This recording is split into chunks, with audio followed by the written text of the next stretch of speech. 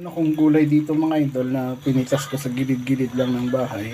Meron akong patola at saka okra.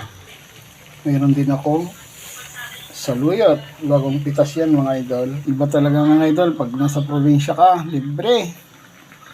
Mamitas-mitas ka lang sa gilid-gilid ng bahay. Meron ka ng pang-ulam ng pananghalian.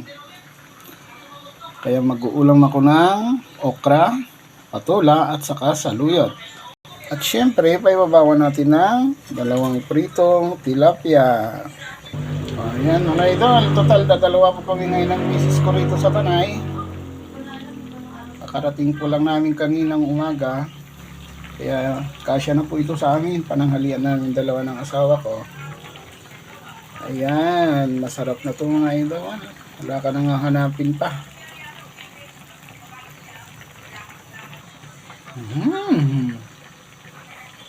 Bagong pitas na gulay, masustansya, pampahaba ng buhay. Ayan mga idol, oh. Mga tanim na prutas, lansones, guyabano, avocado, langka, mangga. Ayan na mga idol, oh, luto ng aking gulay. Wow, napakasarap mga idol, oh. Kahit ako naman eh. Ayan mga idol, oh.